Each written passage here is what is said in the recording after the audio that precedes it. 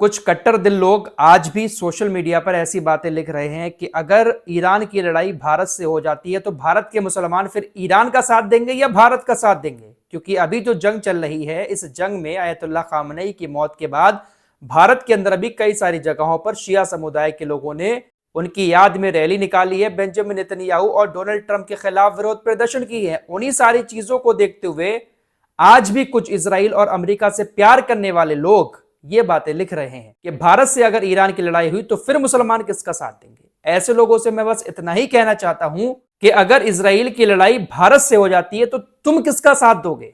जिस तरह से तुम इजराइल के फेवर में बात कर रहे हो, अमेरिका भले ही कितने हमारे ऊपर कुछ भी एक्शन ले ले, फिर भी डोनाल्ड ट्रंप अगर किसी मुस्लिम देश के खिलाफ एक्शन लेगा, खासकर ईरान के खिलाफ, फिलिस्तीन के खिलाफ, तो ये लोग बजाएंगे डोनाल्ड ट्रंप की ही। क्योंकि कुछ लोगों के दिल बहुत ज्यादा कट्टर हो चुके हैं। ये जो तानाशाही चला रहे हैं पूरी दुनिया के अंदर ना, ये किसी के ऊपर भी भारी पड़ सकती है। कट्टर दिल लोगों को सिर्फ एक तस्वीर दिखाना चाहता हूं। वैसे टॉपिक मेरा अलग था, लेकिन ये तस्वीर मेरे सामने आ गई वीडियो की शुरुआत में ही, तो पहले आपको ये तस्वीर दिखा देता हूं। इस तस्वीर में ये जो गड्ढे दिखाई दे रहे हैं जमीन के अंदर, ये कोई गड्ढे नहीं है, बल्कि ये 165 बेगुनाह बेकसूर लड़कियों की लाशें हैं। यहां पर मैं धर्म का एंगल नहीं निकाल रहा हूं, ना तो धर्म की बात कर रहा हूं, यहां पर मैं इंसानियत की बात कर रहा हूं, खासकर महिलाओं की बात कर रहा हूं। 165 छात्राओं की ये कब्रें खोदी गई हैं। इनमें एक साथ 165 छात्राओं को दफनाया जाएगा। खबर आप लोग सुन ही चुके हैं। जंग के पहले दिन ही अमेरिका और इजराइल ने ईरान के अंदर एक गर्ल्स स्कूल पर हमला किया था। 165 छात्राओं की मौत हो चुकी है। इनका क्या गुनाह था? गाजा के अंदर भी जो कुछ हुआ आप सभी ने देखा, सारे के सारे बेगुनाह लोग मारे गए हैं। लेकिन इनको क्या ही दर्द किसी का महसूस होगा। एप्स्टीन फाइल सामने आने के बाद आपने देखा ही होगा किस तरह से मासूम बच्चियों को इन्होंने नोच नोच कर खाया है, तो इनको क्या ही किसी का दर्द मालूम होगा। फिलहाल टॉपिक पर आते हैं। टॉपिक की शुरुआत पहले अरबी हुक्मरानों से करेंगे। शायद अरबी हुक्मरान भी एप्स्टीन फाइल के तले दबे हुए हैं, इसीलिए इनके तलबे चाट रहे हैं। आप लोग लगातार सुन ही रहे हैं कि अमेरिका के जो सैन्य ठिकाने मिडिल ईस्ट में हैं, कतर, बहरीन, कुवैत, सऊदी अरब जैसी जगहों पर, ईरान उन तमाम सैन्य ठिकानों पर मिसाइल हमले कर रहा है। अब जब मिसाइल हमले होंगे तो वहां पर जो अधिकारी हैं उनको अपनी जान भी बचानी है।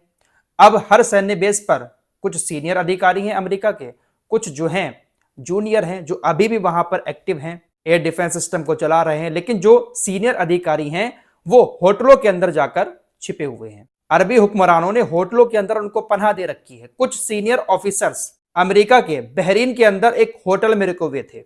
वॉशिंगटन पोस्ट की ये रिपोर्ट आपको दिखा रहा हूं। वॉशिंगटन पोस्ट के मुताबिक अमेरिकी रक्षा विभाग के अधिकारी होटल के अंदर मौजूद थे। ईरान का एक ड्रोन उसी होटल में जाके हमला करता है और 2 अमेरिकी रक्षा विभाग के अधिकारी घायल हो जाते हैं। ईरान भी कम नहीं है, ईरान के पास भी पल पल की अपडेट आ रही है। हर जगह से खबर स्ट्रेट ऑफ हॉर्मुज से आ रही है, पूरी तरह से क्लोज कर दिया गया है उसको। ईरानी नौसेना ने तो जंग के पहले दिन ही स्ट्रेट ऑफ हॉर्मुज को क्लोज कर दिया था, लेकिन फिर भी कुछ ना कुछ जहाज वहां से गुजर रहे थे तेल लेकर। लेकिन अब पूरी तरह से स्ट्रेट ऑफ हॉर्मुज को ब्लॉक कर दिया गया है। तेल की एक बूंद भी बाहर नहीं जाएगी। ऐसा मैं नहीं कह रहा हूं, बल्कि IRGC कमांडर के सलाहकार इब्राहिम जब्बारी ने कहा है। इब्राहिम जब्बारी ने साफ कह दिया है कि ईरान स्ट्रेट ऑफ हॉर्मुज को पूरी तरह से बंद कर रहा है। कोई भी जहाज अगर इधर से गुजरने की कोशिश करेगा तो उसके ऊपर हमला किया जाएगा। इस एरिया से तेल की एक भी बूंद बाहर नहीं जा पाएगी। पाइपलाइन के जरिए जो तेल जाता है, हम उन पाइपलाइंस पर भी हमला करेंगे। तो स्ट्रेट ऑफ हॉर्मुज को पूरी तरह से ईरान ने क्लोज कर दिया है। अब इसको बंद करने का मतलब यह है कि जो खाड़ी देश तेल बेचकर अपना देश चला रहे थे, उनके लिए मुसीबत पैदा हो जाएगी। क्योंकि स्ट्रेट ऑफ हॉर्मुज वो हिस्सा है दुनिया का जहां से 20% दुनिया का तेल गुजरता है। दुनिया में तेल की जो भी खपत है उसका 20% हिस्सा इसी एरिया से जाता है। इस जंग में कोई सबसे बुरा फंसा हुआ है तो वो ये तमाम अरबी देश ही हैं। ईरान जो कुछ कर रहा है वो तो कर ही रहा है यार, लेकिन सबसे ज्यादा दिक्कत इन अरबी देशों को हो रही है। इनके यहां पर जो एयर डिफेंस सिस्टम मौजूद थे, ईरान ने इतनी मिसाइलें इनकी तरफ दाग दी हैं कि इनकी एयर डिफेंस सिस्टम की मिसाइलें भी अब कमजोर होती नजर आ रही हैं, खत्म हो गई हैं, खत्म होने की कगार पर पहुंच चुकी हैं। रिपोर्ट्स के मुताबिक आने वाले 2-3 दिन के अंदर ही UAE और कतर की एयर डिफेंस सिस्टम की मिसाइलें हैं वो तकरीबन खत्म हो जाएंगी। उसी को मजबूत करने की कोशिश में लगे हुए हैं UAE और कतर। अपनी हवाई सुरक्षा को और ज्यादा मजबूत करना चाहते हैं ये दोनों देश। ये मेरी बात नहीं है, बल्कि अमेरिकी अखबार ब्लूमबर्ग की ये रिपोर्ट है। ईरान ने कतर के ऊपर बहुत सारे ड्रोन हमले किए हैं। उन ड्रोन हमलों को तो आराम से रोक रहा है कतर, लेकिन मिसाइल हमले को रोकने के लिए अपनी हवाई रक्षा को और ज्यादा मजबूत करना चाह रहा है। ईरान भी बहुत चालाकी से काम ले रहा है, बहुत सारे ड्रोन बना रखे हैं।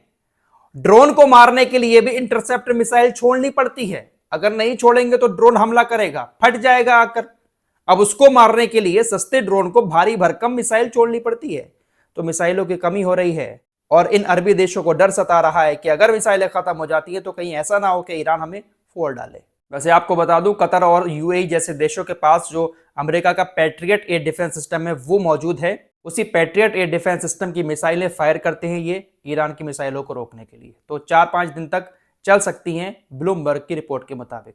दोस्तों, इजराइल की तरफ से भी आंकड़ा जारी किया गया है। इजरायली स्वास्थ्य मंत्रालय ने बताया है कि ईरान के मिसाइल हमलों में घायल होने के बाद तकरीबन 960 इजरायलियों को अस्पताल में एडमिट कराया गया है, जिसमें से 150 अभी भी अस्पताल में भर्ती हैं और इनका इलाज चल रहा है। तो घायल काफी सारे लोग हो रहे हैं ईरान के हमलों में। कुछ लोगों की मौतें हो रही हैं, लेकिन घायल बहुत ज्यादा हो रहे हैं। अमेरिका इजराइल ने कल शाम काफी खतरनाक एयर स्ट्राइक की है ईरान के अंदर। जो फिरदौसी चौक है वहां पर बहुत सारे लोगों की मौत हुई है। ईरान के अंदर काफी फेमस और काफी पुराना गोलिस्तान पैलेस है। गूगल पर आप गोलिस्तान पैलेस को अगर सर्च करेंगे तो बहुत खूबसूरत तस्वीरें आपको दिखाई देंगी।